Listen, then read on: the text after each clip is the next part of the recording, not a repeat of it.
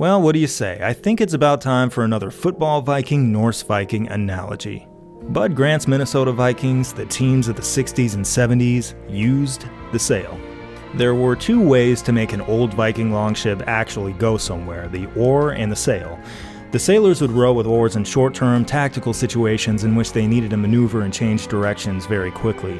Occasionally, this was necessary in naval warfare, but more commonly they took to the oars along shorelines and through rivers, where navigation needed to be a lot more precise. But they'd also realized the same thing seafaring peoples around the world had spent the last couple thousand years figuring out. If you're gonna navigate the open seas, you probably better learn how to sail.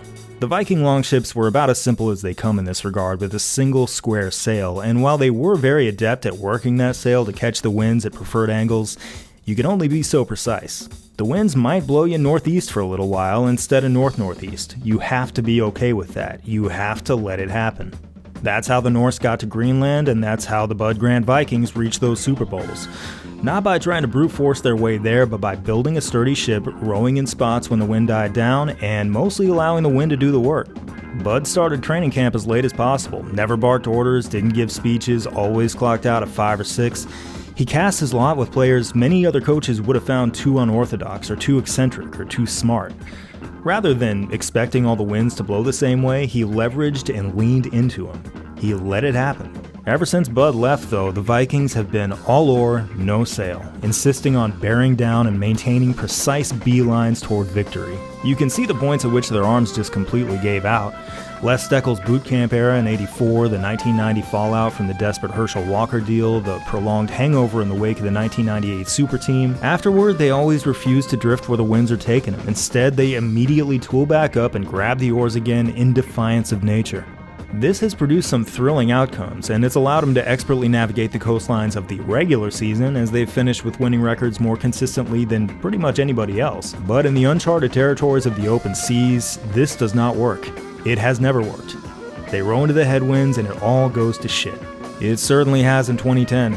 Everything that clicked during the 2009 season, the one in which they were probably one catastrophic interception away from their first Super Bowl appearance in more than 3 decades, has stopped clicking this season. Prior to Week 5, Brett Favre turns 41 years old, which is usually great news unless you are a starting NFL quarterback. He has turned into a pumpkin.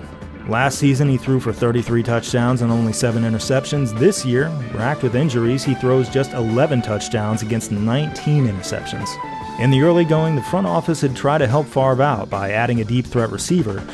Our old friend Randy Moss, now 33 years old and fresh off 3+ years of hauling in touchdown passes from Tom Brady. It was an interesting pairing. Moss was an adept sailor, famously once saying that he played hard when he wanted to, with Favre, as hard a rower as there ever was, taking offense to that.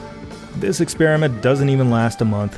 After the Vikings lose to the Patriots to fall to 2-5, Moss shows up to the post-game presser wearing a Red Sox hat and praising his old coach before criticizing his new coach, Brad Childress, who at this point is clinging to his job for dear life and decides that this is the time to make a power play. Childress bucks team procedure and gives Moss the boot without even bothering to tell owner Ziggy Wilf, which makes Wilf so angry that he reportedly considers nixing the move, keeping Moss, and firing Childress.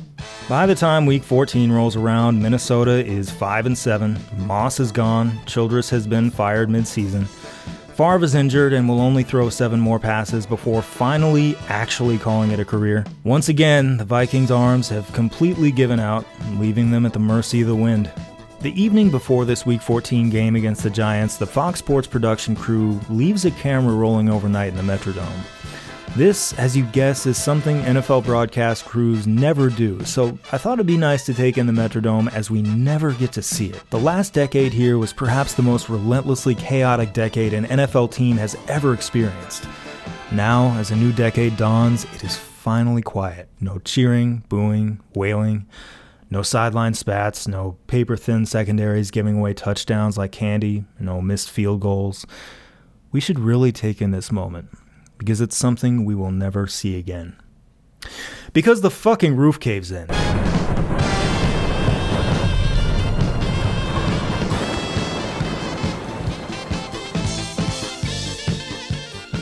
Those winds we were talking about, well, They were blowing hard over Minneapolis last night, which made it too dangerous for workers to go up on the roof and clear out the snow that had built up, which is now causing the roof to collapse under the weight of said snow. The Vikings head to an alternate location and lose 21-3 to the Giants in Detroit en route to a 6-10 finish to the season.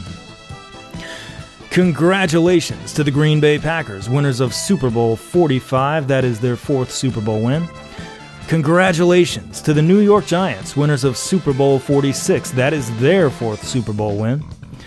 In the meantime, the Vikings are awaiting their eventual move to a brand new stadium, which was in the works well before the roof collapse. Succeeding Brad Childress is the 8th head coach in franchise history, newly promoted defensive coordinator, Leslie Frazier. People love this guy. The media does, the players really do. He's a born motivator who has a gift for communicating optimism while remaining completely genuine, which is a pretty tough balancing act to pull off. In other words, Frazier is the right man for this moment, a man with a disposition to stand up and say the sky is not falling, even though it literally just did. This is about as low as this franchise has ever been. They sputtered to 3-13, easily their worst record since the Les Steckel season nearly 30 years prior. And in Week 16, somehow, it gets even worse. On Christmas Eve of this miserable 2011 campaign, the Vikings are playing out the string. With just 6 quarters to go in the year, the finish line for this season to forget is in sight, at which time they can regroup and start fresh in 2012. And it's at this point that Adrian Peterson blows out his knee with multiple torn ligaments. Having occurred this late in the season, all of a sudden 2012 becomes a giant question mark for Peterson. Will he be in the lineup Week 1? At any point during the season? Will he ever again be able to recapture his old form? After the careers of superstar backs like Terrell Davis and Jamal Anderson were permanently derailed by their 1999 torn ACLs, it is reasonable to worry if Peterson will ever return to his pre-injury level of play. He doesn't. He wildly exceeds it.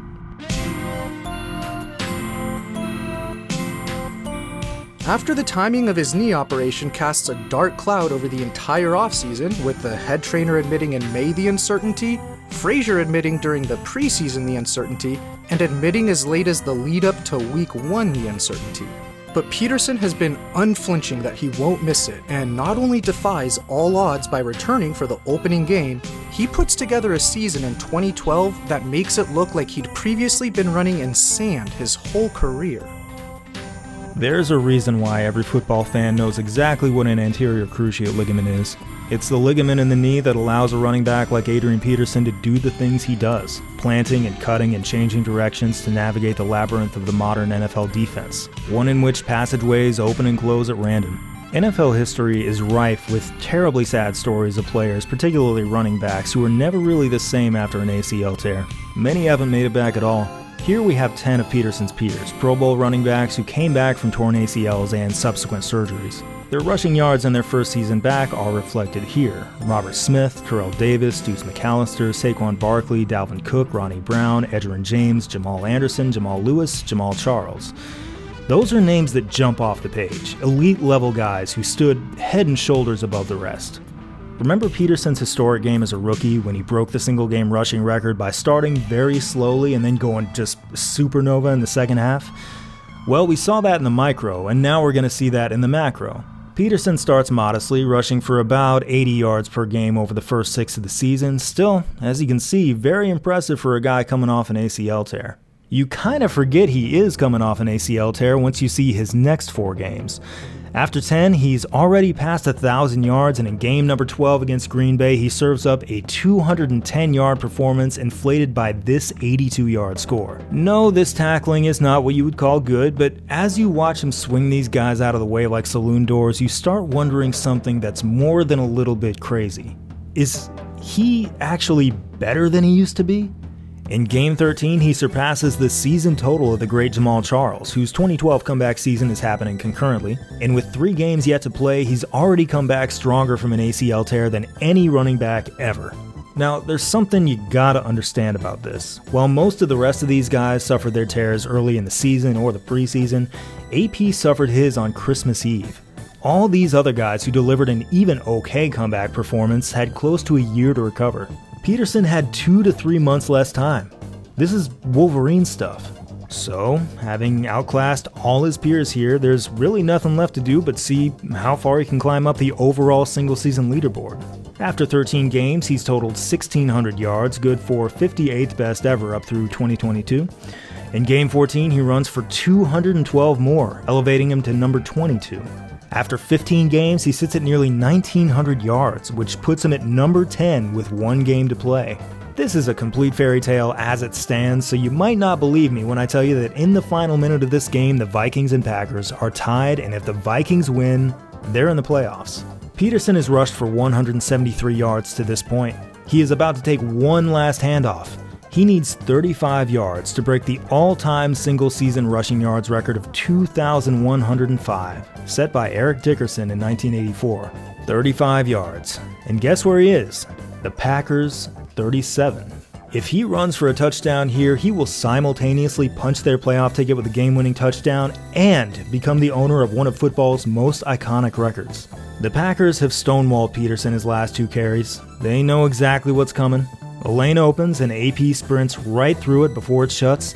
He cuts left, then right, in so doing asking the world of his heroic left ACL. He does not do the impossible, but he comes stunningly close, ending his regular season with a 26-yard game to top out at 2,097. 8 yards short of the record. 8 months after a potential career-destroying injury. This is among the most exceptional athletic feats ever seen in any sport. He didn't even need to take the record to make the case for that. Although, the non-Vikings fans among us kinda wish that kicker Blair Walsh would miss this now very makeable field goal to send the game to overtime and give Peterson just a little bit more time.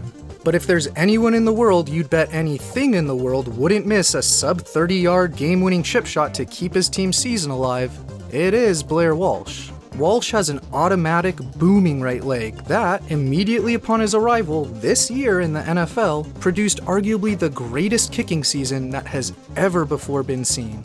Starting with his first career game when he hit 3 fourth-quarter field goals, including a 55-yarder at the buzzer to force overtime where he nailed the game winner. Sure, we know all about Gary Anderson's 1998 regular season, and 2003 Mike Vanderjagt was also perfect, but those guys kicked 3 field goals of 50-plus yards in those 2 seasons combined. Walsh drilled 3 in 1 game as a Rook. And whereas most years not a single NFL kicker even tries 10 field goals from at least 50 yards out, Walsh not only attempted 10, he was perfect on all 10. And so of course on a little chippy, there is no drama from Walsh, who easily kicks the Vikings into another week of football. Having secured a playoff spot with a win over the Green Bay Packers, the Vikings turn their focus to their opponent in the wildcard round, the Green Bay Packers again. Adrian Peterson, in spite of everything, has somehow managed to carry this otherwise mediocre Vikings squad to the playoffs, but it's the quarterback who carries a team through the playoffs. And in this matchup, we find a useful illustration of the value of stability at that position. Let's run through the last 2 decades of the Minnesota Vikings quarterbacking history. In 1993, the Vikings starter behind center was Jim McMahon, with Sean Salisbury making some November starts. Warren Moon took over between 94 and 96, with Salisbury and Brad Johnson occasionally stepping in. Johnson assumed starting duties midway through 96 and held that title until Randall Cunningham's arrival in 97. Cunningham was great, then quickly gave way to Jeff George, who was also great, and who also quickly gave way. Dante Culpepper, of course, was great, and aside from some spot starts by Todd Bauman, Spurgeon Wynn, and Gus Frerotte, provided remarkable stability at the position until his injury midway through 05. A returning Brad Johnson then started for the Vikings for the first time in 7 years. It was hoped that Tavares Jackson would be their quarterback of the future, but he struggled and split starts with Kelly Holcomb, Brooks Bollinger, and Frerotte, who briefly took over for the first time in 5 years before the Vikings landed Brett Favre in 09. They finished out the 2010 season with him, Jackson, and Joe Webb before the reins were handed to Donovan McNabb in his final short stint before retirement, then to Christian Ponder, who's led them to the playoffs in 2012, but he's hurt. So today, it's back to Joe Webb. They're punched up here by their passer rating, higher is better, so here we see a 20-year period managed by 17 different quarterbacks of wildly varying abilities. Okay, now let's look at the last 2 decades of Green Bay Packers history at the quarterback position. Brett Favre, Aaron Rodgers, 2 starts from Matt Flynn. That's it. And you can tack an extra decade onto this if you want to. Aside from a few spot starts from backups, Rodgers will remain the Packers' starting quarterback until a trade to the Jets in 2023. So today, we'll see on display both the Packers' remarkable quarterback continuity in Aaron Rodgers and the Vikings' total lack thereof in Joe Webb. You know what? I'm going to speak off script here. That sounded really mean to Joe Webb as spoken out loud. Let me make it clear. I like Joe Webb. It's just he's not Aaron Rodgers. Okay, continuing. With the Vikings masquerading at quarterback a guy they drafted to play wideout and whose own college coach thinks is ill-equipped to play QB at this level, and whose running back is the league's most valuable player who rushed for over 400 yards in 2 regular season games against the Packers, it doesn't take a rocket scientist to figure out Green Bay's defensive game plan. Predictably, Minnesota starts off by running the ball on each of the game's first 8 snaps, which gets them in range for a field goal in a 3-0 lead. Late in the first quarter, the Packers methodically put together a lengthy drive that ends with a touchdown, and while it quickly becomes clear that as a pocket passer Webb is in way over his head, at least that manifests itself in a fantastic second quarter goof when he sacks himself by tripping over pass rusher Clay Matthews, in the process dropping his net passing yardage to -3.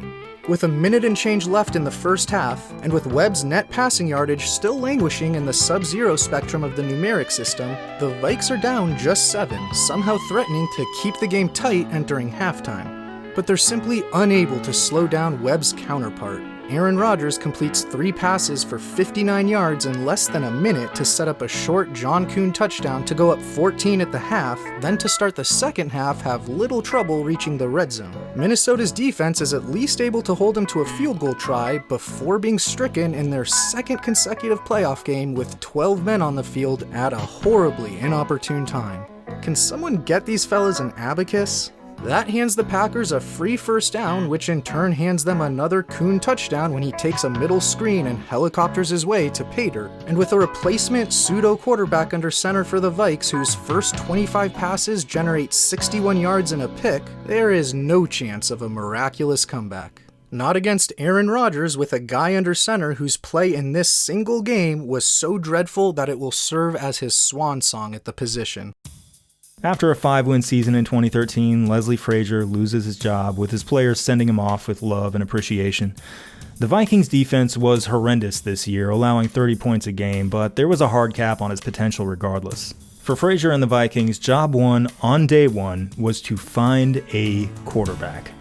Unless you have a truly terrifying defense like the Baltimore Ravens do, by the way, winners of Super Bowl 47, congratulations to them, you need a great quarterback to win a Super Bowl. Here we see every quarterback who's entered the league during the Super Bowl era and stuck around for at least a little while, plotted by the year they entered and their career passer rating. Over the first 3 decades, 2 outliers, the Niners' Joe Montana and Steve Young, really stick out here. It wasn't until 1998 when the era of the great quarterback began. This era was ushered in by Peyton Manning and Kurt Warner, which could not be more appropriate.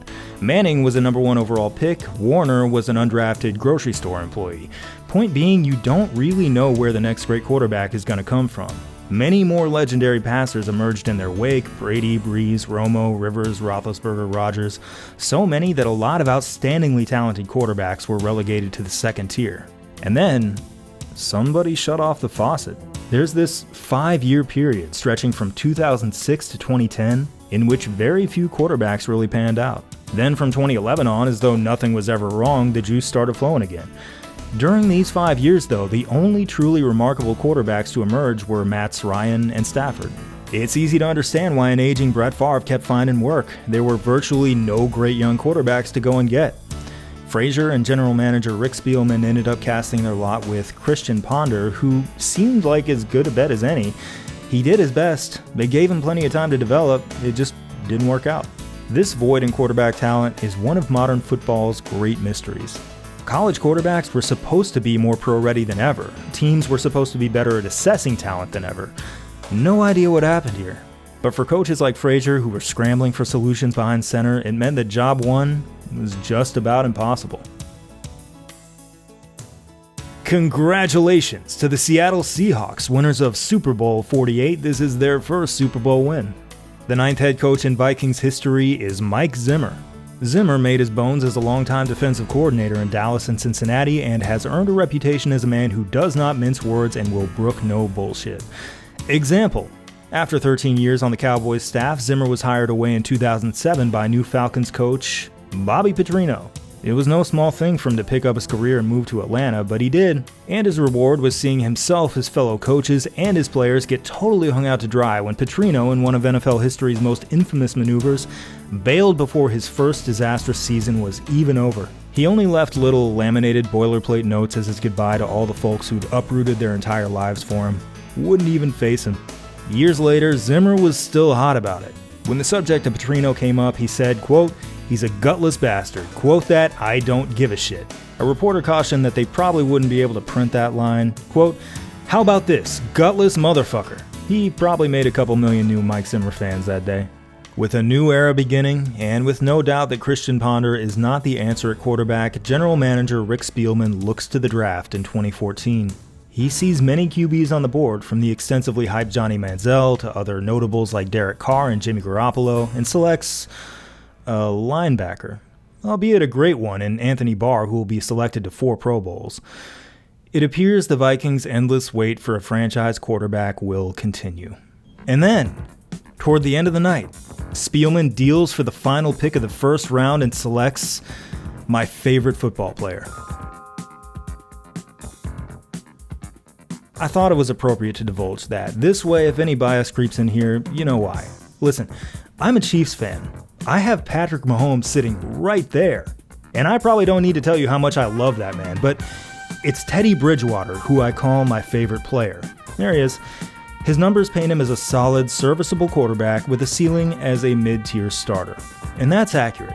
But just like the Minnesota Vikings, Teddy doesn't simply play football. He tells a story. He's earned 2 nicknames. The first is Teddy Icewater, because even as a young quarterback, no matter the circumstances, he does not rattle. In fact, it's this tenacity that's earned him the blessing of the patron saint of Vikings quarterbacks himself, Fran Tarkenton. In 2012, he sustained a broken wrist and sprained ankle that kept him from starting Louisville's game against Rutgers. After watching his Cardinals fall into a 14-3 hole, he entered the game broken wrist and sprained ankle and everything. I really would have preferred that he not do that, but he did, and he made things tougher on himself by leading the Cards on long drives, meaning he constantly had to hobble himself up to the line. Late in the third, too hurt to scramble out of danger, steady Teddy stood tall in a collapsing pocket and floated this absolutely beautiful, perfectly placed drop in the bucket to take the lead. It was an all-time classic performance that helped catapult Louisville to the Sugar Bowl, where they entered as 14-point dogs against Florida. On Louisville's opening drive, the Gators' Jon Bois led with his helmet and took Teddy's helmet clean off. It had no effect. He got right back up, led his Cards to a 24-3 advantage, and eventually secured a 33-23 upset that wasn't even that close. His second nickname is Teddy Two Gloves. Quarterbacks don't wear gloves, but Teddy does. As a high schooler, he switched back and forth from wide receiver to quarterback so often that he didn't have any time to take his gloves off. Louisville got a lot colder in the winter than his native Florida, so he decided to keep wearing them. As his draft stock rose, he got more attention and more scrutiny. It was decided that, on-field results be damned, his hands were too small. Although I don't think he ever said so, I wonder whether that's why he decided not to wear his gloves in front of scouts during Pro Day to prove he didn't need them. He was less comfortable and delivered a very disappointing performance that almost dropped him out of the first round entirely. Louisville fans were sad to see him miss out on the much larger signing bonus he would have received as a higher pick, but there was a silver lining. He landed with a franchise that actually had a history of consistently winning football games. That made us happy. During his rookie season, in fact, bars all over Louisville bought Sunday tickets so we wouldn't miss a single Vikings game. We became a Vikings town. That's how much Teddy meant to us. In 2014, Adrian Peterson pleads no contest to misdemeanor assault after injuring his son while administering corporal punishment. It's an awful thing. It's also an issue that's less simple and more deeply and generationally embedded than many acknowledge. Peterson's mother pleads for some degree of understanding for her son, explaining that it was an outcome of how he himself was raised. He avoids jail time but is suspended from the NFL for nearly the entire season. Minnesota's plans to bring their rookie quarterback along slowly are scrapped when starter Matt Castle breaks his foot. It's thought that a young quarterback's long-term prospects are better if he's allowed at least a year to become acclimated, but despite losing his top offensive playmaker, Teddy Bridgewater steps right into the fire and produces one of the most efficient campaigns ever seen from a rookie to this point. Finally, the Vikings have their guy. No more fretting over whether a young passer will ever work out, no more panning for gold with aging veterans. Across more than half a century of Vikings football, there have really only been 3 young quarterbacks who they ever felt they could build their future around. The first, of course, was Fran Tarkenton, whose falling out with Norm Van Brocklin robbed the franchise of the Hall of Famer for 5 crucial years, smack in the middle of their Super Bowl era. The second was Tommy Kramer, who showed promise but just could not stay on the field. The third was Dante Culpepper, who left after an injury and subsequent falling out. After nearly a decade of the Vikings wandering the wilderness under center, Coach Zimmer believes Teddy is the answer. A slightly improved 7-9 record is just the beginning of what fans hope will be a franchise first, a quarterback who, 10 years down the road, will still be their quarterback. Congratulations to the New England Patriots, winners of Super Bowl 49. This is their 4th Super Bowl win. In 2015, supported by a top 5 defense, Teddy leads Minnesota to an 11-5 record and an NFC North title. He even makes the Pro Bowl. He put up spectacular numbers this season, finishing with a passer rating of, it looks like he tied for the 21st best passer rating in the NFL, and he was invited to the Pro Bowl because so many other quarterbacks just didn't feel like going and blew it off. Who cares? Teddy Bridgewater is a Pro Bowler, and that is that. This season, he refines his reputation as a low-ceiling, high-floor NFL quarterback. He produces relatively few highlights, but tends to keep his Vikings in the fight by throwing deliberately and taking care of the ball. He doesn't force it. In contemporary parlance, that earns him the derisive title of game manager, the type of conservative quarterback who won't lose you the game, but won't win you the game either. What I see, though, is a classic Minnesota Viking, a man with the foresight and quiet confidence to drop the oar and set sail.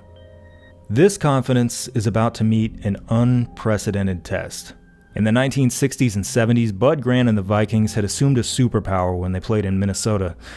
However material their advantage was or was not, they felt it, and they embraced it, banning heaters from the sidelines and wearing short sleeves. Here we see the recorded temperatures of all 11,668 NFL games played outdoors, for which there is weather data, including playoff games. Outdoor games hosted by the Vikings in Minnesota are in yellow.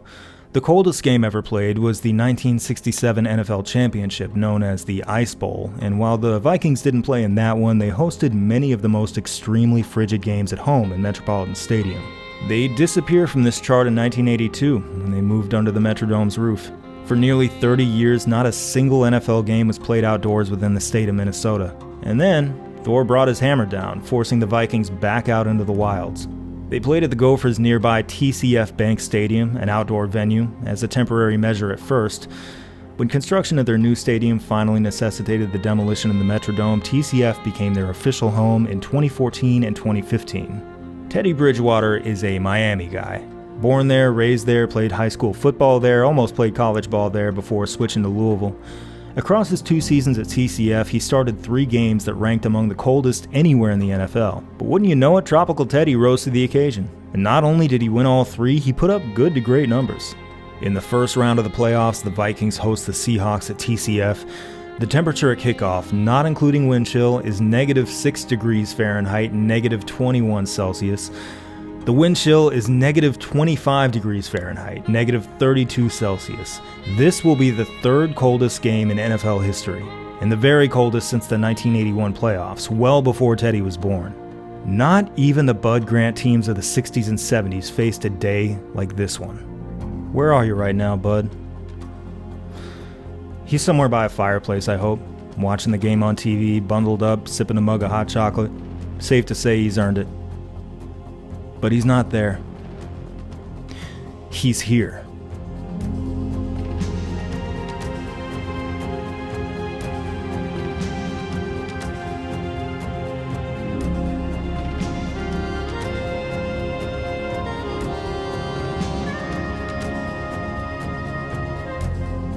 Leading the Vikings onto the field for the opening coin toss in short sleeves.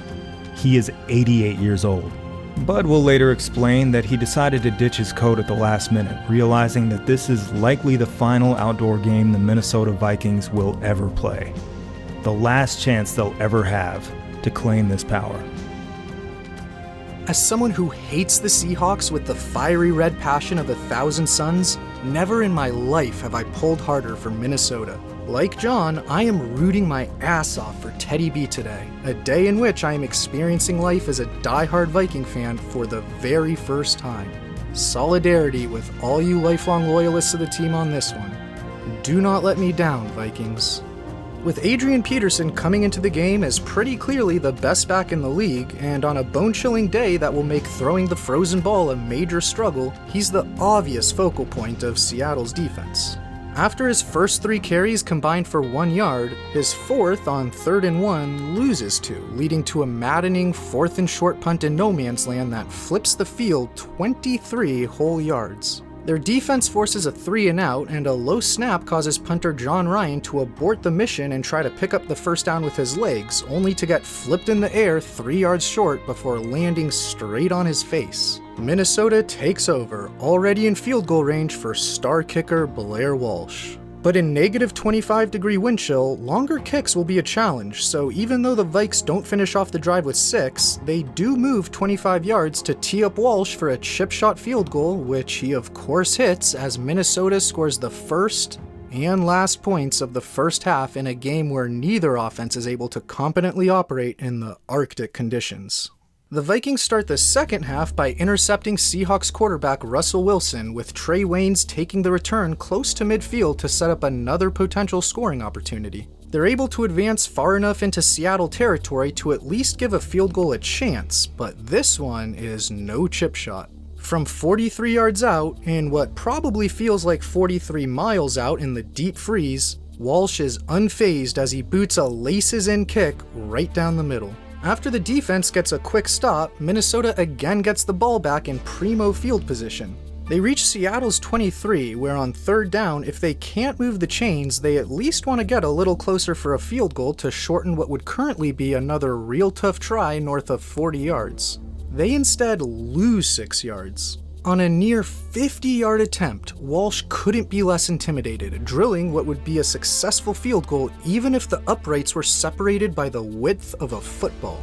Through 3 quarters, he has scored every point in the game, including 2 incredibly difficult field goals that, at least for others, would be very low percentage. But not for Walsh, who has almost single-footedly given his team a 2-score advantage with 15 minutes to go against an offense that hasn't been able to do squat all day.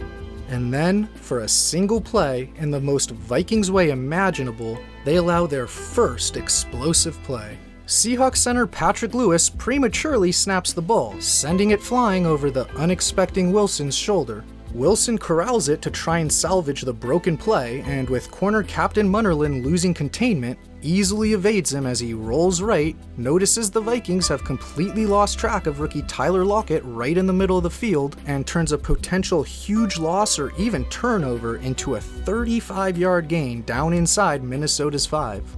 2 plays later, Seattle turns it into a 2-point game.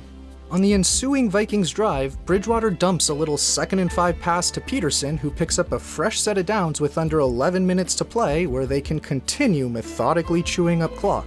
But as we've seen, part of Peterson's greatness, a relentless refusal to concede a play as over even after picking up a crucial first down, also comes with a downside, and that downside can rear its ugly head at the worst of times, like right now. The Seahawks need a first down to reach field goal range, and they get it, but ultimately don't get much more, so they'll have to try a long kick of their own. And Walsh's counterpart is also up for the long attempt in harsh conditions, as Steven Hauschka has no problem driving through the go-ahead kick. After Minnesota's offense goes 3 and out, their defense is on the cusp of forcing the same fate for Seattle's when safety Andrew Sendejo comes excruciatingly close to doing them one better but can't hang on to make the 3rd down pick near midfield. Instead, the Seahawks are able to punt. Backed up deep in their own territory, so do the Vikings, where they are now in dire shape. With just over 2 minutes left, Seattle's one well-timed first down from nearly icing the game, but the Vikings D again steps up, forcing another 3 and out to give their offense one last chance to orchestrate a game-winning field goal drive for Walsh to boot home. On 2nd down, Bridgewater passes to Kyle Rudolph for the first time all game, and he draws a pass interference on Chancellor that advances the ball to Seattle's 42. Eking out one more first down would give Walsh a chance to make a difficult field goal to send the Vikes to the divisional round. And on the next play, Bridgewater realizes he likes picking at the Rudolph-Chancellor matchup, and his tight end validates him by hauling in a pass that will be close to eking out that first down, before shaking free of Chancellor and leaving him in the dust while barely breaking stride to blow way past difficult field goal range and into intermediate field goal range. Peterson then carries 3 times for 9 yards to come up just shy of a first, but who cares? He's moved him past intermediate field goal range and into chip shot range. Time for Walsh, who scored every point for his team today, to put his stamp on this classic with a playoff game winner that will cement his heroic place in Vikings lore. We know all about how incredible Walsh's rookie season was, but what about this year? Well, this year he's perfect. At home, anyway. After his 3 successful field goals today, he's attempted 17 kicks here at TCF Bank Stadium this season. Plenty of chip shots, 50-yarders, and everything in between. Doesn't matter. Even in the Minnesota elements, he has split the uprights each and every time. Having already hit twice, right down the middle from well over 40 yards, he now lines up for a kick from 27 yards out. Kevin McDermott snaps the ball, Jeff Locke holds it, and Blair Walsh. And the kick is no good!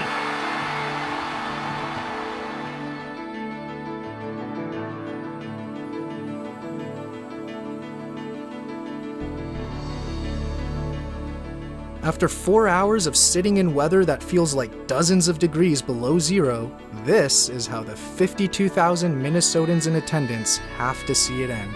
Adrian Peterson insists he take the blame, reasoning that if he'd never fumbled, Seattle never would have kicked their go-ahead and ultimately game-winning field goal. As for Minnesota's fateful field goal, McDermott tries to take the blame. Jeff Locke, whose hold left Walsh staring at laces for the second time today, also tries to take the blame, but Walsh is having none of it. He owns the mishap, explaining he simply put a bad swing on it and that he cannot let that happen. No one else, he insists, deserves any blame whatsoever. Congratulations to the Denver Broncos, winners of Super Bowl 50. This is their 3rd Super Bowl win. This ends Adrian Peterson's final full season in a Vikings uniform. After an injury wipes out most of his 2016, he'll finish out his career with a few other teams. As of July 2023, he hasn't yet officially retired, but whenever he does, he'll do so as one of the very greatest running backs of all time. Teddy Bridgewater will never complete another pass as a Minnesota Viking. The following summer in training camp, he takes a snap and drops back to throw. It's the most normal thing you can imagine. He immediately hits the ground. A non-contact injury is a player's worst nightmare, and this one is the nightmare of nightmares. It's as though his knee exploded. There's no helping him to the sideline, no sending him inside to get an x-ray. They immediately call 911 to send an ambulance. There are very real, very founded concerns that they're going to be forced to amputate his leg. His surgeon likens it to a war wound, remarking, quote, "There's nothing there." Using his mother's recovery from breast cancer as an inspiration, he spends an unimaginable 1.5 years rebuilding and rehabbing his knee, until incredibly, he's declared ready to play again. Many of us who love Teddy as fans are terrified by this prospect. At this point, all we wanted was for him to be healthy and happy and never have to experience something that traumatic ever again. But I think we were all a lot more scared than Teddy Icewater himself, who resurrects his career with a whisper-quiet relentlessness. In 2018, 2 years after his injury, Teddy signs with the Jets, and in his brief time there, wins over the fans with an excellent training camp. His value skyrockets, he's traded to the Saints and wins over the fans there in 2019 when, following an injury to starter Drew Brees, he steps in and goes a perfect 5-0. After that, he wins over discerning fans all across America, becoming a sort of hybrid between low-tier starter and high-tier backup. And we're happy to break in with some late-breaking news here. On August 10th, the Lions have signed Teddy Bridgewater to be their backup quarterback.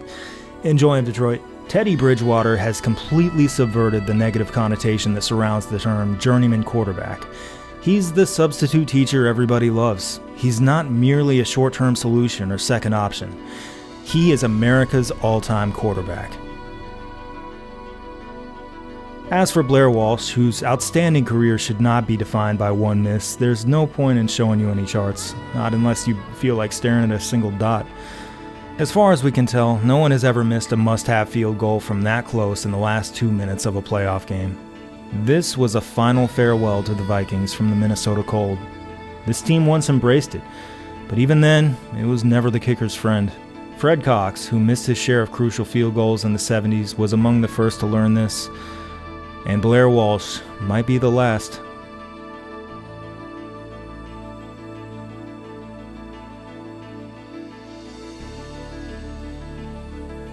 The Wilfs originally intended for the brand new US Bank Stadium, which the Vikings moved into in 2016 to feature a retractable roof, but it was eventually decided to be too expensive, thereby making it likely that the Vikings will never play outdoors in Minnesota again. The new stadium's architecture is accurately described as aggressive, a symbol of unshakable capital and power. This $1 billion building looks pretty cool. It also sits in the middle of the Mississippi Flyway, a major migration route for birds who aren't able to see the reflective glass that makes up large portions of its exterior. Birds die constantly here. Probably several hundred per year if you count all the poor little fellas who initially survive impact but die soon after. It's been pointed out that changes could be made to the glass that would save a vast majority of birds from this fate. As far back as 2012, before they even broke ground, conservationists advocated for bird-safe glass. A full couple of years later, the Minnesota Sports Facilities Authority said, wouldn't you know it, we just ordered different glass. Too late now. Conservationists have continued their efforts, arguing recently that changes could be made to the glass that would save a lot of birds while still remaining subtle enough that most people wouldn't even notice. In 2023, as the MSFA met over a possible $280 million in stadium upkeep, bird-safe glass, which is estimated to cost somewhere around 1/3 of 1% of that, was once again lobbied for. No response. This avicidal menace, proudly brought to you by your friends at US Bank, is going to keep on offing birds by the hundreds, racking up astounding body counts year after year after year, and they're fine with it. It just doesn't matter. There isn't a buck in it, so they don't care. No one can make them. The end. It's things like this that make you want to throw up your hands, give up on changing anything, and just watch the damn game. I've been guilty of that. But remember when we talked about the Super Bowl's evolution into culture-swallowing superpower? When I noted that the only marches capable of shutting down any major city in America are marches that celebrated championships? It's around this point in history when that changes. In the Twin Cities, it starts with the WNBA's Minnesota Lynx. In 2016, after Philando Castile is killed by police in a St. Paul suburb, Lynx players hold a pre-game press conference to denounce racial profiling and then wear shirts honoring Castile and Alton Sterling during warm-ups. In response, 4 off-duty officers working the game walk out in protest. Maya Moore, Simone Augustus, Lindsay Whalen, Rebecca Brunson, and head coach Cheryl Reeve get about the reaction you'd expect from some corners. They earn far less than a typical Vikings player. They have far more to lose. But in the NFL, protesting or making any sort of organized gesture just isn't what you do. The NFL, in some counterintuitive sense, isn't part of this world, and that's the point. It's the refuge from this world, the replacement for it, the theater in which the terms of conflict are as easy to understand as they can possibly be. And you're almost guaranteed a winner cut and dry right then and there with comparatively very little to feel guilty about at the end of it. Which is part of the reason why so many are caught on their heels when the 49ers' Colin Kaepernick responds to the deaths of Castile and others with his silent anthem protest just a short time later. The bubble separating the NFL's entertainment product from the real world has burst. People aren't ready. All the usual suspects kick and scream like babies about it, but even some of those we would expect to be ready are not ready. Bud Grant is not ready. He's trash, Bud says of Kaepernick. Fans who are only familiar with the broad strokes of the man's legacy might say, well, he's the guy who made his players line up to face the flag during the anthem. That adds up. That probably does explain his initial reaction. But this is a man who himself bucked authority when something wasn't right, who championed the individuality of his players, who was in his own quiet way one of the great pioneers of racial progress in the NFL. And that probably explains his later comments, in which he walks back what he said to a considerable degree. He seems to have been hung up on the flag piece of it. Ultimately, he says it still makes him uncomfortable, but seems to acknowledge that's in fact part of the point and recognizes that people like Kaepernick are onto something a lot greater. In 2020, when George Floyd is murdered by Minneapolis police, streets all over the country fill up with people. It's unlike anything people my age have ever seen. A spectacle that was, until now, reserved for games 4, 5, 6, 7, or the Super Bowl was now dedicated to the value of human life. It made people like me take a long, hard look at the casual defeatism I'd adopted for so long. Something similar seems to have happened within Vikings Pro Bowl linebacker Eric Kendricks, who'd noticed when the Lynx put themselves out there and feels like it's past time for the NFL to catch up. It starts, granted, on Twitter. A piece of carefully crafted PR messaging is pushed out by the NFL, which represents the owners, who very obviously shut Kaepernick out of the league because they were scared of how signing him would affect the bottom line, which a former NFL exec will later attest to. Kendricks pushes back, hard. He'll later explain that it isn't really the NFL he's trying to push here, it's himself. On top of being an NFL player, he's typically a pretty low-profile guy. Putting himself out there like this is not his place, but he decides it should be. It works. Before long, Kendricks is meeting with community leaders, advocating for a reform of a fundamentally cruel bail system and slashing and redirecting police budgets, stuff we would have been stunned to hear from an NFL player up until this moment. Kendricks and his teammates contribute substantially to a citywide surge of political momentum that culminates in an absolute stunner. The Minneapolis City Council votes to forward a proposal allowing for the dismantling of the police department. What does that mean? Most of us on the outside looking in astonishment don't completely know. Does it happen? No, it doesn't. Did it stand a real chance? It probably didn't. But even advances this small and ultimately unsuccessful expand the boundaries of what people believe is on the table. Meanwhile, the NFL, tasking itself with a very simple and straightforward mission to end racism, responds exactly how Lieutenant Commander Data would. It's what you get when an institution of human beings gets larger and larger and more powerful and less accountable to anybody until it collectivizes into something that is no longer human. But these people, they are. Nothing has been able to break this bond, and I'm not sure anything ever will. As exhausting as it sometimes can be for us, they are the ones we love. And exhausting as it can often be for them, the ones who quite often love us back. It's a love that, then, now, and always, transcends everything else. Congratulations to the New England Patriots, winners of Super Bowl 51. This is their 5th Super Bowl win. On the field for the Vikings, 2016 was a very better things aren't possible kind of year. Teddy Bridgewater's injury crushed their dreams of finally moving forward with a franchise quarterback for the long haul and sent them diving into the same grab bag they've spent most of the last quarter century swimming in. This time they came up with Sam Bradford, who, thanks to a slate of injuries that have followed him throughout most of his football life, has never really come close to living up to the expectations he'd earned after being drafted first overall in 2010. Nonetheless, he does have a pretty good year and helps lead the Vikings to a 5-0 start. Once again, though, we find ourselves in reruns. If you start 5-0 in the 16-game era, you stand a very solid chance of reaching the Super Bowl, you're likely to make a deep playoff run, and you are a virtual lock to at least make the playoffs. These Vikings do not make the playoffs, just like they didn't in 2003, meaning that they are the only franchise in this era to start 5-0 and miss the playoffs in multiple seasons. It was a hell of a run. For about 20 years there, we had heroes. Real compelling heroes we could believe in. Cunningham, Moss, Culpepper, Peterson, Bridgewater. They're all gone, with Peterson having left for New Orleans and Teddy stuck on the sidelines as he prepares to head elsewhere. Entering 2017, the great storytellers of football seem as though they've finally, after all these decades, run out of stories to tell. Sam Bradford, with the benefit of an entire offseason in Minnesota, plays the best game of his career in a rousing win over the Saints to open the 2017 season. But in the immediate aftermath of his Player of the Week performance, his troublesome left knee that's twice endured torn ACLs begins flaring up and he misses the next 3 games. In steps journeyman Case Keenum, and the team loses 2 of his 3 starts before Bradford returns to the lineup in Week 5.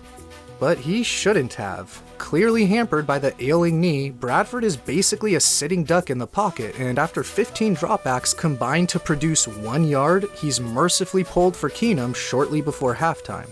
Keenum's efficient second-half play helps topple the Bears, and it never stops as he remains their starter the rest of the way. After re-entering the lineup, his passer rating north of 99 is among the very best in the NFL, better than even league MVP Tom Brady, as he guides the Vikes to victory in 11 of their final 12 games. Sparking Keenum's out-of-nowhere success is perhaps the NFL's best wide receiver duo, Adam Thielen and Stephon Diggs. Thielen's a Minnesota native who spent each of his 27 years of life in the Gopher State. He grew up with a deep love for the Vikings and the heroics of their wideouts and played collegiately at Division II Minnesota State, the lone school to offer him a scholarship. Undrafted in 2013, Thielen tried out for the Vikings and wound up latching on before being let go and signed to the practice squad where he spent his first season. Then when Mike Zimmer took over, Thielen was able to make the active roster for the first 2 years of his regime, though he was buried on the depth chart. Finally, last year in 2016, he became a full-time starter and a highly productive one at that to earn himself a lucrative new deal. Having already blown way past the wildest expectations that could be placed on an undrafted free agent, this season he breaks out even further, posting more receiving yards than any other player in his conference except Julio Jones. Diggs is also a success story in his young career, with the 2015 fifth-round pick out of Maryland a healthy scratch in each of the first 3 weeks of his rookie season, then, immediately upon getting his first chance to play, making that decision look dumb as hell. He flourished to the tune of 419 receiving yards through 4 career games when, since 1985, no one else except Anquan Boldin has reached even 350 so quickly. This year, he compliments Thielen as one of the league's top number 2 wideouts, and combined with the number 1 defense, the pieces fall perfectly into place in Minnesota's second ever 13-win season. Okay, a playoff trip and a first-round bye. Maybe they do have another story to tell after all. Gotta hand it to you, fellas. You sure know how to line them up.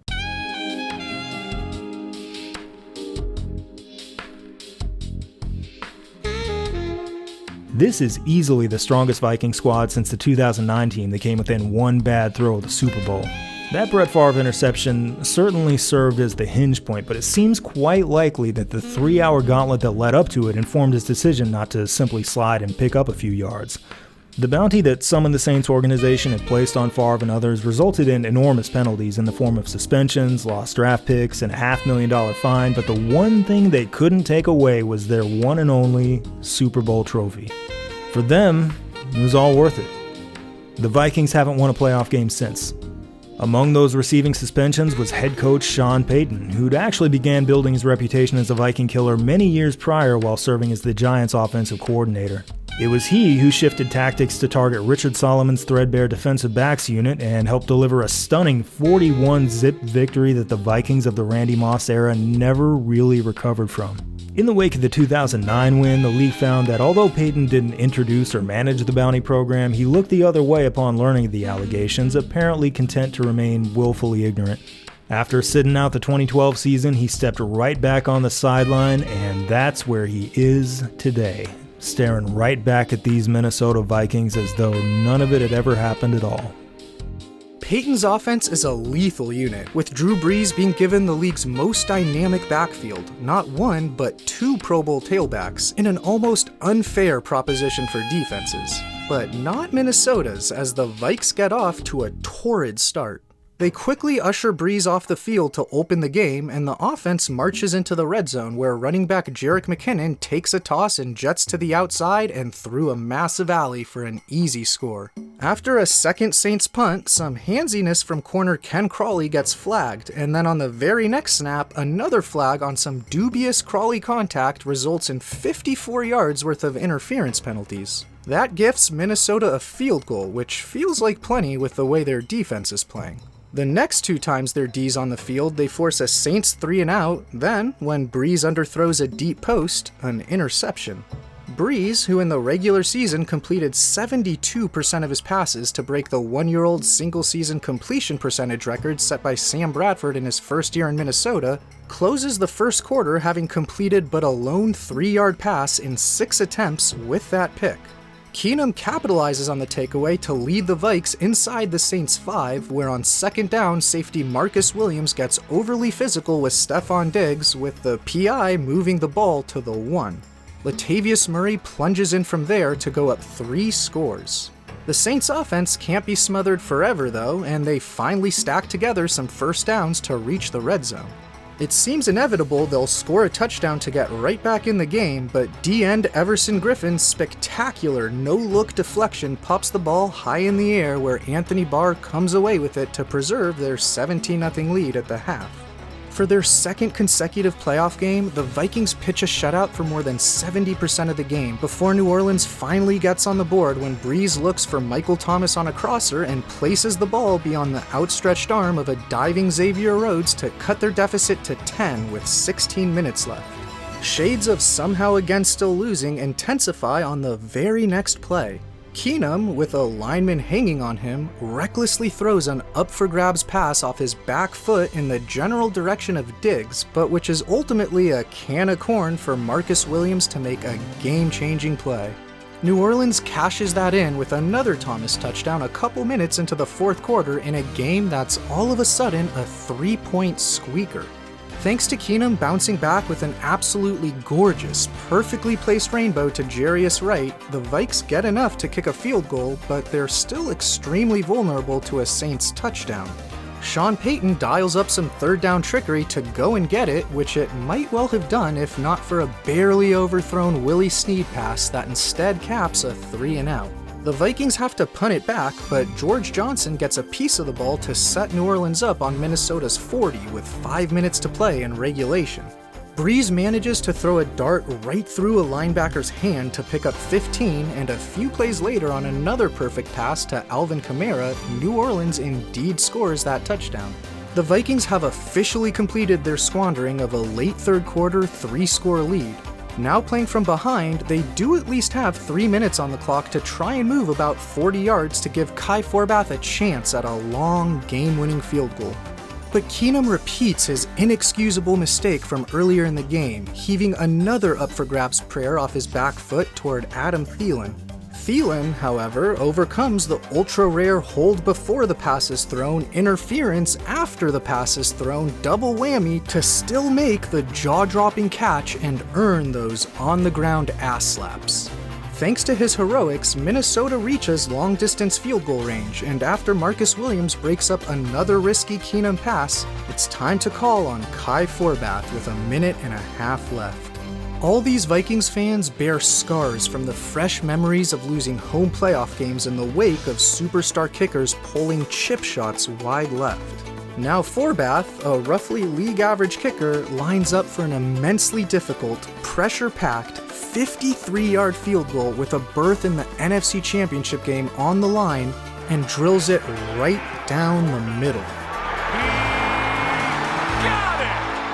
Not quite celebration time, but it's getting damn close. They still have to make one last stop of one of the greatest quarterbacks of all time, which, after 2 completions move the Saints into Minnesota territory, is easier said than done. But then they start doing it. 3 straight incompletions intended for Michael Thomas bring up 4th and 10 for the game. And Brees delivers a pinpoint pass to convert as the Saints enter field goal range. 3 more plays generate 8 more yards to bring up a very manageable 43-yard field goal attempt, and Will Lutz hammers it through as the Viking fanbase endures the all-too-familiar crush of devastating last-second postseason defeat. After 3 lead changes in 2.5 minutes, the less than half minute on the clock and only 1 timeout in their pocket are a slight impediment to the Vikings if they want to entertain dreams of a 4th. Oh good, everyone moves without the ball being snapped. Let's back up 5 yards because we're not in a big enough hole. Keenum's then able to hit Diggs for 19 yards, but they have to use their final timeout, and with just 18 seconds left, maybe enough for 3 or 4 plays, they're still over 20 yards away from giving Forbath a chance at even a career-long field goal. Keenum throws incomplete on 1st down and again on 2nd to bring up 3rd down with 10 seconds remaining. These oars never stop cutting into the sea. They haven't for more than half a century. There is no rest here. In these 57 years, how many moments of pure catharsis have the Minnesota Vikings experienced? Not just a win, not just a big win, but a full exhalation, a casting out of the demons. I count 2. The miracle at the Met in 1980 and the 1998 Thanksgiving game against the Cowboys, in which Randall and Randy buried the Cowboys' Super Bowl age by throwing them a shovel and making them dig. Those were both regular season games. The postseason is where they suffer, and that suffering never seems to take the same form twice. They get sucker punched by up-and-comers they're supposed to bulldoze. They lose on freak occurrences and bad calls and injuries that won't heal. They lose when they're preordained to win. When their opponent appears doomed, they simply defeat themselves. They faceplant into blowouts of unthinkable margins. Very rarely does it ever seem at the outset like they're fated to lose. They just do. If you're a Vikings fan, this team may never make it up to you. They might not ever balance the books. They may, until the end of time, take more than they can ever give you. But if you wait long enough, they will give you something. Of all people, Mr. Disgusting Act himself, Fox play-by-play man Joe Buck, is in the booth, patiently waiting to declare time of death. This, however, is not a camera from the Fox broadcast. It's operated in-house, and it sits by the far end zone, the shores of playoff victory and spiritual triumph. A far-flung continent the Vikings seem to only ever hear about. Impossibly distant and unreachable.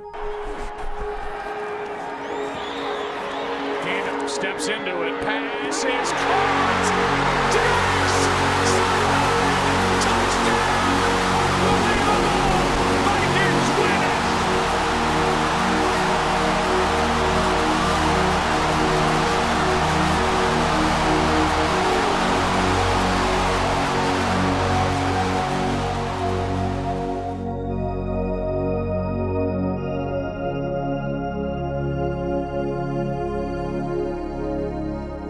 That angle of the play allows us to experience God's lightning and hear God's thunder. Whether you're a fan of the Vikings or not, it is from this point forward the footage you want to watch at the end of every bad day. And it's a reminder that this lightning still strikes our world.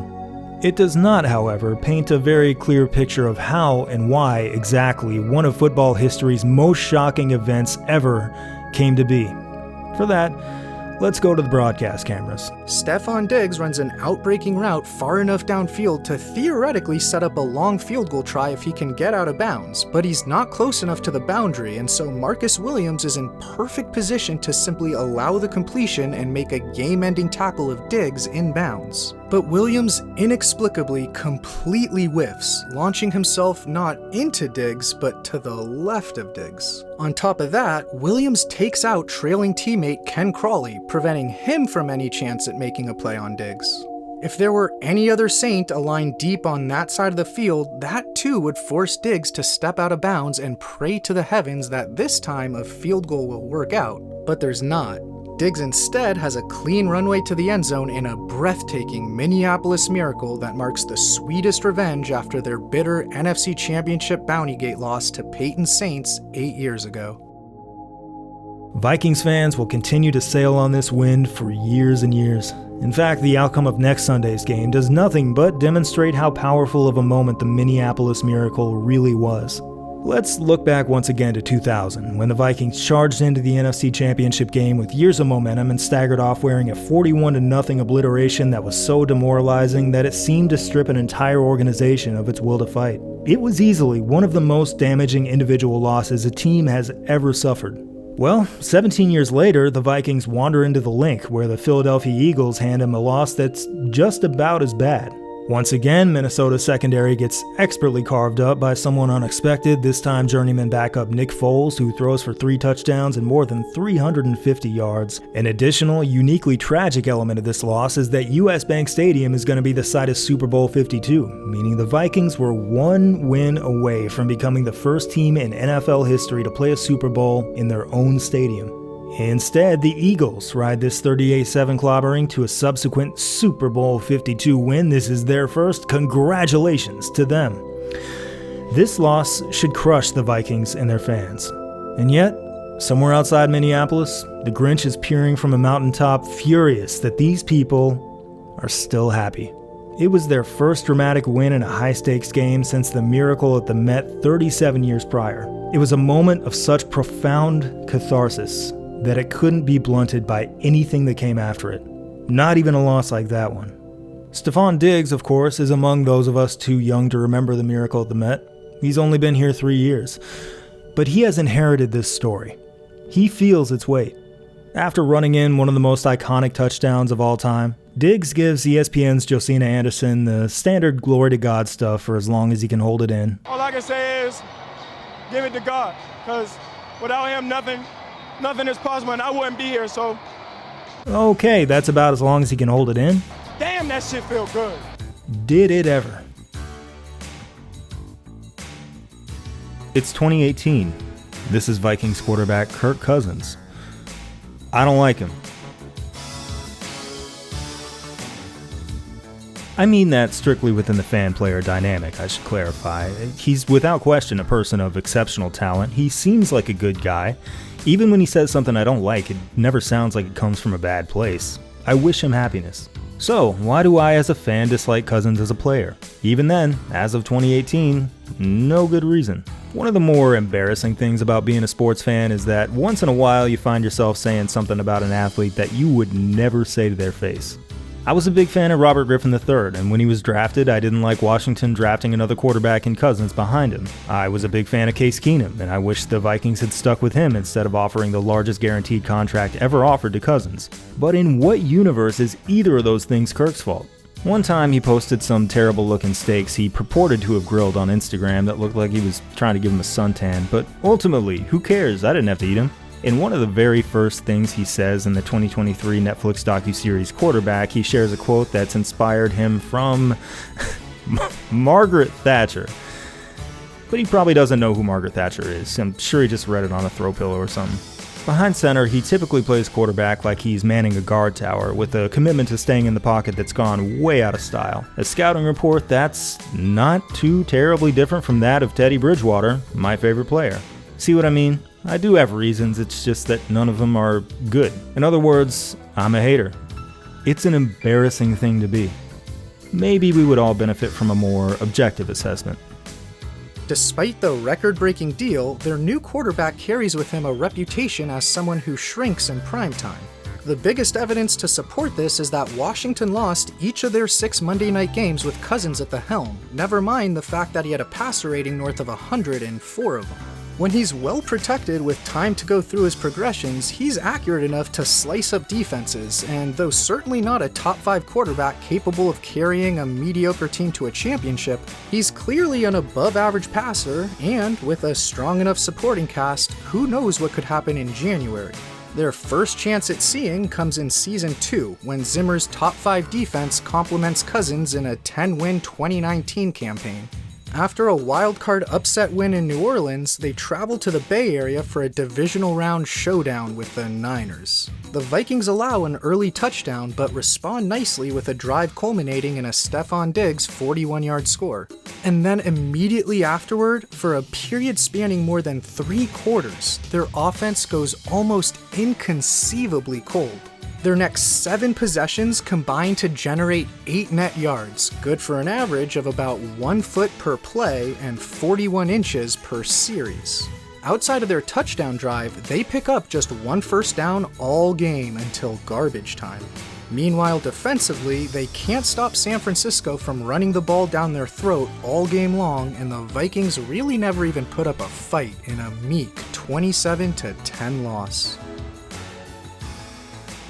Congratulations to the New England Patriots, winners of Super Bowl 53. This is their 6th Super Bowl win, tying them with the Steelers for the most by any one franchise. Congratulations to the Kansas City Chiefs, winners of Super Bowl 54. This is their 2nd Super Bowl win. I waited my entire life to see this one, and let me tell you something. It is everything you think it will be. One reason I found Fran Tarkenton to be such a compelling and sympathetic figure was his reputation as a quarterback who, it was said, can't win the big one. In a sense, both Tarkenton and Cousins are men outside their time. Tark was exceptionally mobile in an era when he was supposed to stay put. Cousins is the very definition of a pocket passer in an era when quarterbacks have reinvented the position with their mobility. And wouldn't you know it, what's old is new again.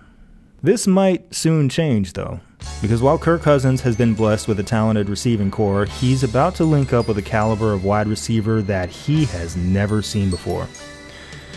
In many respects, none of us have. After having grown disenchanted with his run-heavy offense that's resulted in a sharp reduction in targets, combined with a slow start to that 2019 season from Kirk Cousins, Stefon Diggs' frustration boiled over after a Week 4 loss in Chicago, and he skipped meetings and practices the first half of the following week, earning a $200,000 fine.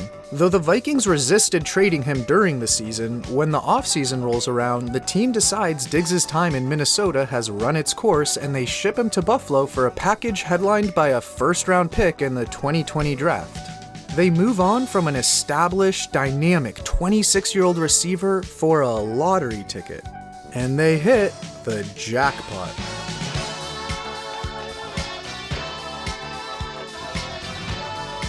Justin Jefferson, who closed his collegiate career with nearly 450 receiving yards across back-to-back-to-back wins over top 4 teams to win a national championship, has been bypassed 21 times, much to the delight of the Minnesota Vikings, who thank God have no issues this time properly navigating the rigorous complexities of submitting a name to be drafted and bring aboard the dazzling LSU wideout. This guy is so cool. He puts incredible moves on coverage, he's going to stack up monster numbers, he's going to produce 10 minutes of highlights a year. He's even got his signature dance ready to go on day one. It's called the Gritty, named for its creator, Allen Gritty Davis. Davis passed it on to his friend, receiver Jamar Chase, who brought it to LSU, where Jefferson picked it up as well. It explodes in popularity when Chase and Jefferson bring it to the NFL. Jefferson, in fact, wastes no time, gritting across the line to christen his first career touchdown. He couldn't even wait until he got into the end zone. In him and in Cousins, we see another storytelling device from the Vikings, the callback. The two signature on-field characters throughout their history have been Fran Tarkenton and Randy Moss. Those two, of course, never played together, but if Cousins, the snake-bitten quarterback with a playing style from another era, is the new Tarkenton, then Jefferson, the superhumanly talented wide receiver who radiates fun, is the new Moss. It's a new day, a new decade. Kirk Cousins rings it in by saying some ignorant shit about COVID.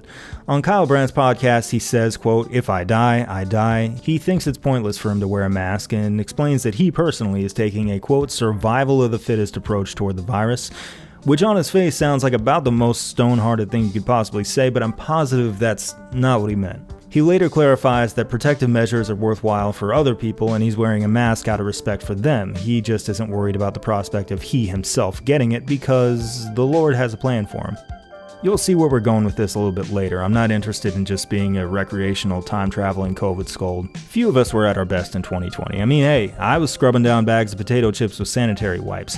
I watched the NBA Horse Challenge on purpose. I sat down and turned on the TV and watched it. Maybe with the benefit of hindsight, we can offer each other just a little bit of grace. After all, he is wearing a mask. Great. Now let's watch our new friend Justin rack up some incredible numbers. Justin Jefferson in 2020 tops 100 receiving yards in 7 games, the most by any rookie in the Super Bowl era. In fact, no one other than fellow LSU alum Odell Beckham Jr. has even had 6. It helps Jefferson become the first rookie in this era to catch 1,400 yards worth of passes, though 1 year later, upon the expansion of the NFL schedule from 16 games to 17, he'll be joined by fellow LSU teammate Jamar Chase. When not taking advantage of the luxury of throwing the ball to Jefferson and the ever-consistent Adam Thielen, Cousins has the luxury of handing the ball to the man who's easily the NFC's best running back, Dalvin Cook. Cook is by far the class of his conference, rushing for over 40% more yardage than the runner-up. And even though one of my favorite parts of every NFL season is not playing fantasy football, he had a 2-game stretch in November that, by using fantasy points as a basic statistical catch-all formula, was the 4th most prolific ever seen going back to at least the merger. But despite all that offensive firepower, the defense backslides from one of the league's best to one of the league's worst, and the Vikings finish a disappointing 7-9. Congratulations to the Tampa Bay Buccaneers, winners of Super Bowl 55. This is their 2nd Super Bowl win. And here we see something pretty funny. They've managed to finish off a Super Bowl winning season while still decisively remaining the worst team of the Super Bowl era. Hi. Hi. He's Kirk Cousins. I'm Kirk Cousins. Kirk Cousins is a spokesman for Holland Hospital. It's 2021. There's a COVID vaccine. People hope that star players like Kirk Cousins will set a good example by taking the COVID vaccine. Kirk Cousins will not take the COVID vaccine. Kirk Cousins is no longer a spokesman for Holland Hospital. He plays all the hits. It's a private matter. I am doing my own research. We've heard this from lots of people, but Cousins is different. Unlike most of those others, I don't get the impression that he thinks he's smarter than everybody. If he really did care about sounding smarter than everybody, then he wouldn't share his idea for building himself a special magneto prison to protect his teammates from his terrifying superpower of being more susceptible to COVID. During training camp, he's designated as a high-risk close contact, which results in him missing practices.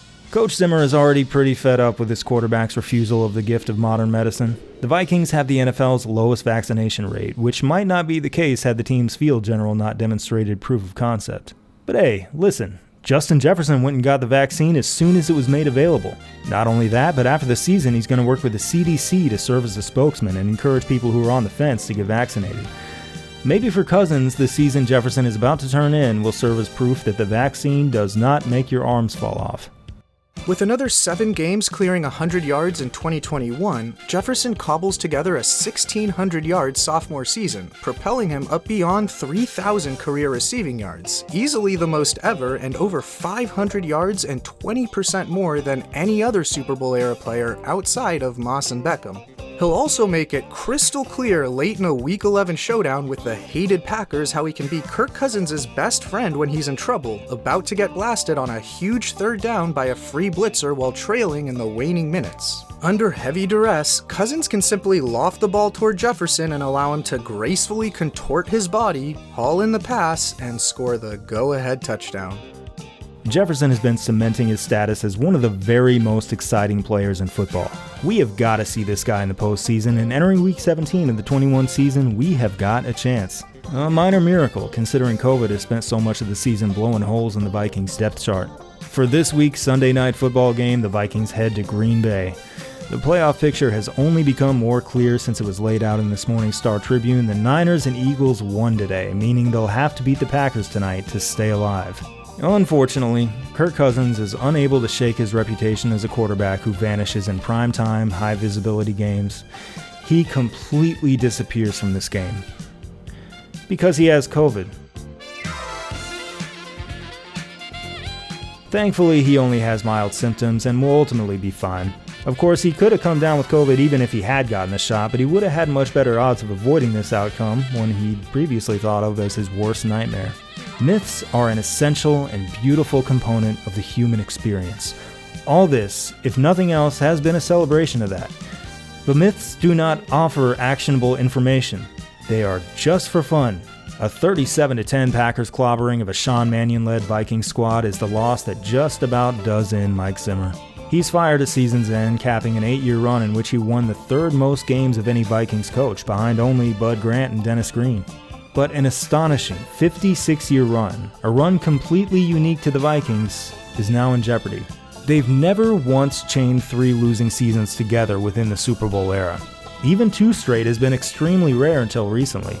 It happened at the dawn of this era when Bud Grant took over for Norm Van Brocklin, then again in the 80s when Grant declared an emergency unretirement to clean up the mess left by Les Steckel, then in the aughts when Mike Tice took over for Dennis Green and managed to pull him out of the skid. Despite being dealt a bad hand, Leslie Frazier did manage to notch one winning season in the middle of what otherwise would have been a losing streak of 5. Now, after finishing 7-9 and 8-9, they're on the precipice again. Is it finally over? Is the NFL's one and only ship that never sinks finally gonna sink? Congratulations to the Los Angeles Rams, winners of Super Bowl 56. This is their second Super Bowl win. Hired in 2022 to replace Zimmer as the 10th head coach in franchise history is the man who just coordinated the Super Bowl winning Rams offense, Kevin O'Connell. In addition to reuniting with Cousins, his old pupil in Washington, O'Connell also has at his disposal the Dalvin Cook-led ground game. And while Cook's first 2 years in the NFL were plagued by injury, across his 4 full seasons in Minnesota, perhaps no skill position player in the league aside from Derrick Henry produced at his level. And then of course there's all reliable Justin Jefferson, who in his third season cracks the century mark in 10 games, boosting his career total to 24 such outbursts, which is 26% more than anyone else has ever had through season 3. In another year of moving on up, Jefferson tops 1,400 receiving yards with 4 games to spare, now 3 for 3 clearing that mark to start his time in the NFL when no one but Moss has done so even twice by this point. He'll finish the 2022 season soaring past 1,800, launching him above 4,800 for his career, well over 600 yards more than anyone else. While there were a couple extra games available to him after the 2021 schedule expansion that weren't to most other players, that only accounts for a small fraction of this massive cushion. And a key luxury of having Jefferson on your team is his proven ability this season to serve as a downfield outlet that, even if blanketed, has a real chance to come down with the ball if it's thrown anywhere in his zip code. Like on this third down against the Cardinals, it doesn't matter that Jefferson's got zero airspace from the corner. He finds a way to come through with a game-changing 29-yard conversion that sets up a go-ahead touchdown and a lead they will never relinquish. Bill Belichick, known for neutralizing the opponent's best player, gets stung in the fourth quarter of a tie game when Cousins feels the pass rush converging, heaves the ball toward a double-covered Jefferson, and gets rewarded with an explosive play that sets up what is ultimately the game-winning score. A couple weeks later in Detroit, with pressure up the gut, Cousins gives his top weapon a chance, and a beautiful adjustment results in another big gainer. And on a 4th and 18 in Buffalo with under 2 minutes left in regulation, he's responsible for what has to be the consensus play of the 2022 NFL season and as breathtaking a reception as you will ever see when his outstretched right arm utilizes every last millimeter of his catch radius to just barely get one hand on the ball and, despite the absence of a secondary appendage at his disposal, never for an instant loses control or allows it to graze the turf amid the tightly contested coverage and 2 hands of Cam Lewis trying in vain all throughout to jar it loose. That last one there is in the running for the title of very greatest catch I have ever seen. That Week 15 game against the Colts we talked about, the one in which they were buried 33-0 at halftime and rose from the dead to win in overtime, is in the running for the very greatest comeback I have ever seen. This 2022 Vikings season is in the running for very greatest overperformance I have ever seen. They finished this season 13-4, with those 13 wins representing a tie for the second most this franchise has ever won. That 2022 point differential we harped on way back when, well, Alex and I spent last December and January sadistically hoping the Vikings would somehow find a way to keep their point differential below 0 throughout the entire season, and they delivered. They finished with a point differential of -3. The Vikings are therefore a football team that went 13-4 while allowing more points than they scored. Huge outlier, any way you slice it. In terms of what they put on the scoreboard, they're by far the worst team ever to win at least 75% of their games, and they're by far the best team ever to be outscored. In allowing a few points more than they scored, their Pythagorean win total, an expectation derived from a formula based on points scored and points allowed, would have been a little under 8.5 in a 17-game season. So in actually winning 13 games, they beat the forecast by over 4.5 wins. 57% of the dots here reside between -1 and +1, meaning teams generally come within one full win of what Pythagoras would have projected. A bunch of years, no one in the entire league overperforms expectations by even 2 wins. But when it comes to the 2022 Vikings and their victory surplus, they exist in their own stratosphere. No other team has ever had a season coming within a half win of them, and outside of a couple Colts squads in 1992 and 2012, no one else in the Super Bowl era has even come within a full win of their level of overachievement. This provides football fans a funny mirror. Some see a scrappy team that played to the score, always stayed in the fight, and found the resolve to win close games. Others see a fraudulent also-ran that just happened to luck into 13 wins on account of an absurdly lucky point distribution. My view is that, of course, wins are the only thing that intrinsically matter. Other numbers like point differential are helpful guideposts that can tell you a lot of things, including how likely they might be to win in the future. But this is a legitimate 13-win team. Every 13-win team is a legitimate 13-win team because they won 13 games. Now, would I put money on them? Nope.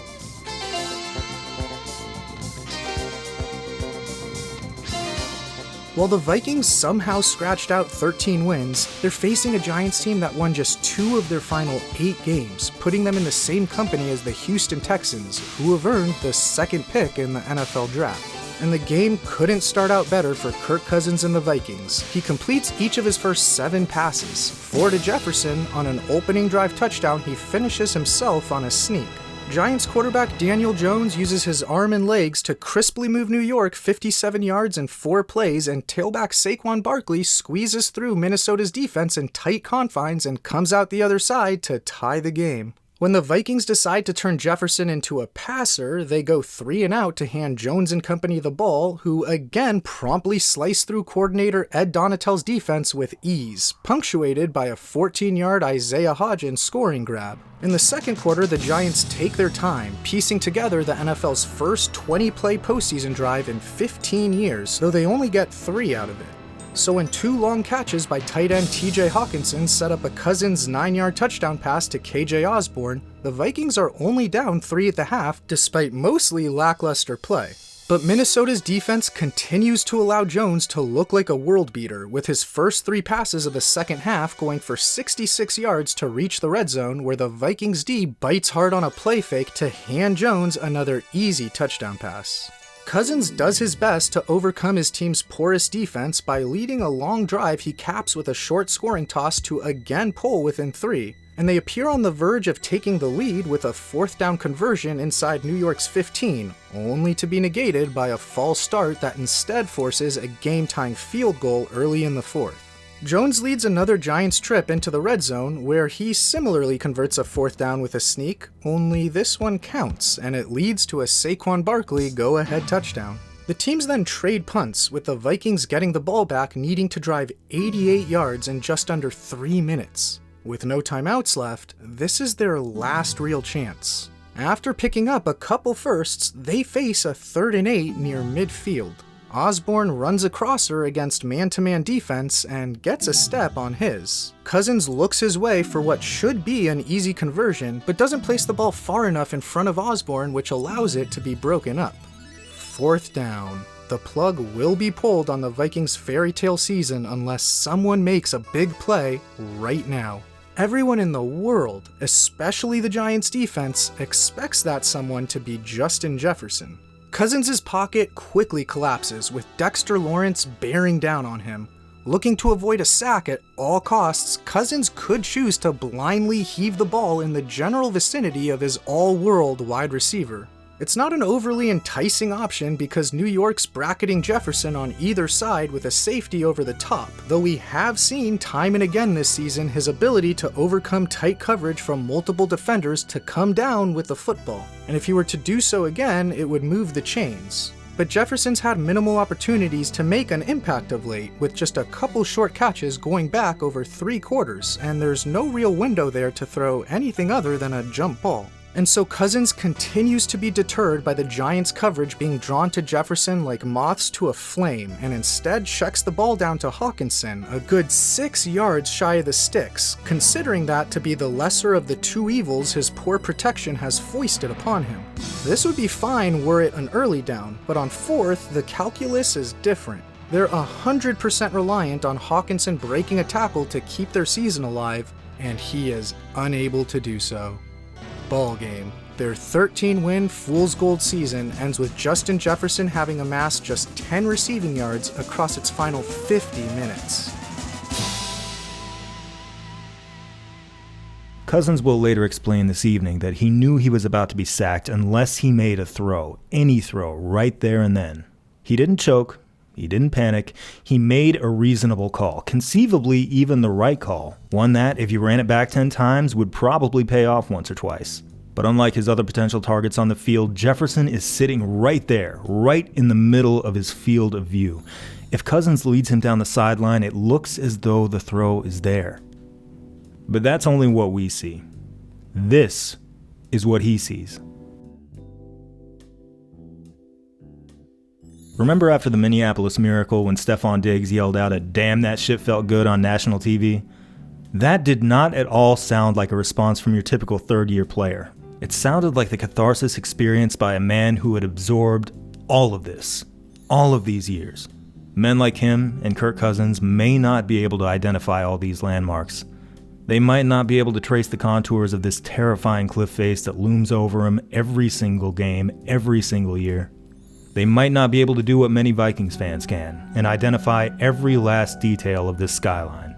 The Blair Walsh miss from 27 yards, the Favre interception, the 41 points the Giants dumped on him unanswered, the Gary Anderson miss, the knee a few minutes later, the 22-yard gallop from old Cowboys running back Herschel Walker, the 9-carry, 29-yard performance from expensive Vikings running back Herschel Walker, the drop at the end of the 1987 NFC Championship game, the Hail Mary. But they do feel them.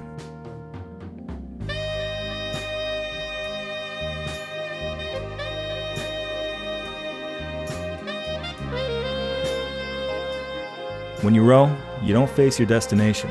It's much more efficient and in line with human anatomy to sit the other way, pulling while facing backwards, staring back at where you came from. It's how the Norse Vikings did it. It's how just about everybody did it. Kirk Cousins, despite memorably putting his fate in the hands of the Lord, does not sail. He is the hardest rower there is with the most perfect form you can ask for, the poster boy of a game optimized to its limits. He dedicates nearly every facet of his life to this game, searching for every edge he can find. He doesn't eat potatoes. He doesn't eat eggs. He doesn't eat tomatoes. He doesn't even eat green beans, because tests have determined that his particular anatomy must expend just a little bit more energy to process green beans that could instead be directed toward football. Cousins is carrying a torch that was lit by Joe Kapp. These two are perhaps the two most different men who have ever picked up a football. Kapp's mechanics were a catastrophe. Not sure whether he smoked, but half his teammates did, so he may as well have secondhand. He drank. One night after a loss that knocked him out of playoff contention, he grabbed a handle of tequila and commiserated with linebacker Lonnie Warwick. Kapp and Warwick drank, and they kept drinking, and eventually they started arguing over whose fault it was that they lost. Kapp insisted, "It's all my fault." Warwick said, "No, it's my fault." It escalated. Warwick shouted at Kapp, quote, "Listen, you crazy Mexican, we lost the game, not you." They soon took it outside to settle which of them got to take the blame. For 5 entire minutes, they just beat the shit out of each other until teammates finally found him and pulled him away. The next morning, they made up. They looked like hell. One of Kapp's eyes was completely swollen shut. Reasoning that they'd probably better get out in front of the story, they walked into Bud Grant's office and owned up to the whole thing. He didn't yell, or suspend him, or fine him, or discipline them at all. He just shook his head and said, "Guys, just don't do that again." Soon after, Grant and Kapp and Warwick went to the Super Bowl together. It's where the winds took them. Maybe the winds have died down. Maybe they've been walled off and optimized away. Maybe that just doesn't work anymore. Congratulations to the Kansas City Chiefs.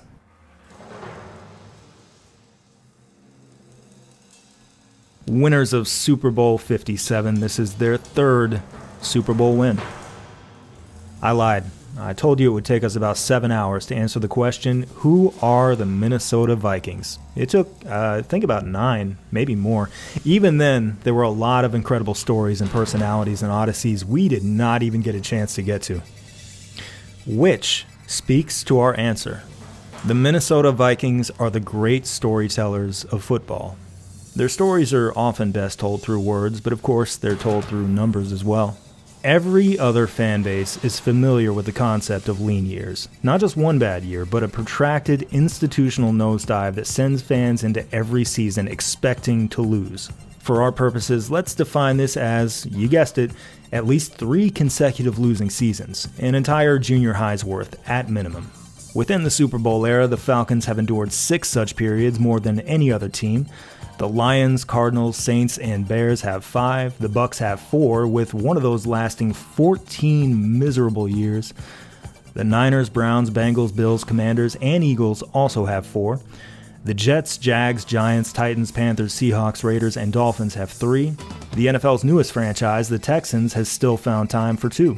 We've also seen 2 from the Chargers, Rams, Colts, Cowboys, Chiefs, Broncos, Packers, and Patriots. The Ravens, who have had just about the best opening quarter century you could possibly hope to have, still started out with 1 when they began playing in '96.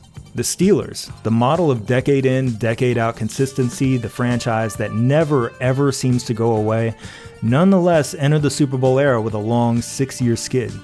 The Vikings have zero 3-season losing streaks. There have been a few close calls, but they turn it around just in time, every time. A team with no Super Bowl victories, a team that has not even appeared in any of the last 46 Super Bowls, is the most consistent winner of the Super Bowl era. Without a doubt, the Minnesota Vikings are, by far, the best team in NFL history at not being bad. Let's marinate a bit more on that element. In addition to never having 3 straight losing seasons, the Super Bowl era Vikings had just one horrendous year, 1984, in what was clearly an outlier season under Les Steckel. But outside of that lone exception, the most by which they ever got outscored in a Super Bowl era season was 109 points. A second worst season that mild is pretty incomprehensible. Outside of the Panthers, who didn't even exist until 30 years into this sample, the only other teams with fewer than 4 seasons getting outscored by at least 110 points are the Packers and Steelers, both of whom won at least 4 Lombardi trophies.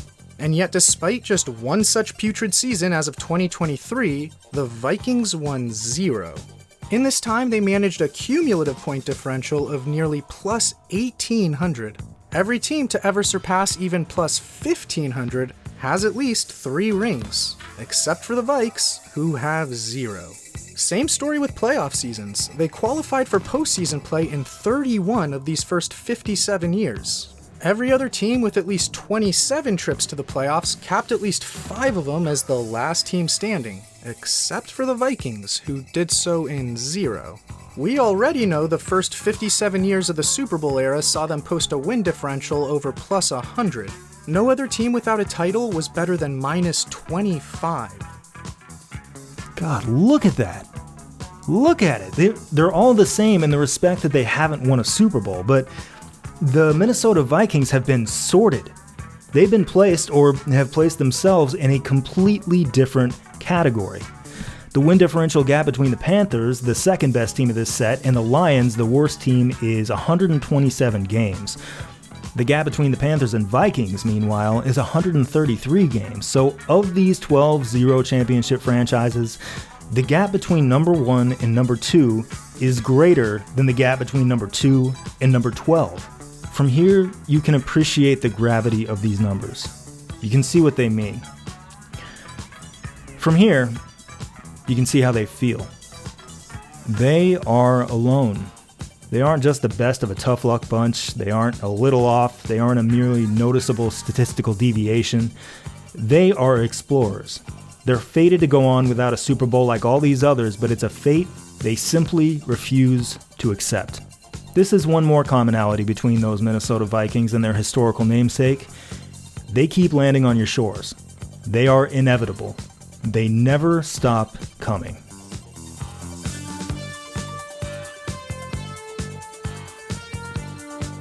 On March 11th, 2023, during the production of this series, Bud Grant passed away peacefully at the age of 95. For the first time, the Vikings will have to march toward the Super Bowl without his presence. Bud had held a team office for many decades after his retirement, and it's been theorized that his influence, spoken or unspoken, has inspired this perpetual consistency. Some might even argue that this approach of being relentlessly good prevents them from being great. That, for one, it zeroes out any possibility of acquiring one of the top overall draft picks that quite often catapult a franchise to greatness. That this way of doing things is simply outmoded. That the principles that Bud Grant's Vikings rode to 4 Super Bowls would never work today. You can't put undersized defensive linemen on the interior. You can't start a quarterback who throws a football like he's giving a high five. You can't expect players to shiver on the sideline without heaters anymore. You can't clock out at 5 or 6. Everything is too optimized now. Every last edge must be found. I think this is probably right. However, in December of 2022, in one of his very last media appearances, Bud Grant spoke with KFan radio host Dan Barrero. They talked about the 2022 Vikings, the teams he coached in the 60s and 70s, the Super Bowl losses that sounded like they bothered him even less than ever. And at one point, A 95-year-old Bud Grant said one of the most simple yet profound things I have ever heard someone say about football. Football is the only game played without a round ball. I mean, baseball's got a round ball, basketball's a round ball. You can look at bowling or anything got a round ball except the football. Football's an oblong shape. You know why? Because it takes some bad bounces and good bounces. So you got to live with the bounce of the ball. And there's a lot of, you can control the things you can control and forget the things you can't control. The American football used to be a lot rounder and tougher to throw. As soon as they tapered it and made it more aerodynamic at the ends and narrower and easier to grip in the middle, the sport of football hurtled into the future. The things that can be done with it now, especially after decades of study, are truly astonishing. Even in the last 5 years, the advances in the passing game have been profound. This shape is the shape that allows for 65-yard throws. It's the shape that allows the ball's carrier to cradle it perfectly in his elbow and avoid catastrophe. And yet, as Bud said, it's this ball's very same shape, its very same quality that culminates in absolute chaos the second it hits the deck. It's pointed at both sides. It is impossible to know how it's going to strike the ground, where it'll bounce, who will recover it. The offense gets it back about half the time, suggesting it is, in aggregate, a coin flip, a thing that can destroy every carefully optimized feat of engineering that led to that moment. There is still magic here. This magic should by all rights have been stamped out a long time ago. This is how we know neither the past nor the present can ever guarantee the future. This magic has not favored these Vikings, not yet, but it's still out there, waiting for them. It was one final poetic line offered by Bud Grant, his final contribution to a story unlike any story any other team has ever told. The Vikings will win a Super Bowl one day, and it will be the most necessary and cathartic Super Bowl victory of all time. But any team can win a Super Bowl. Most teams have. Only one team can call themselves the Minnesota Vikings, the carvers of the runes, the great American storytellers.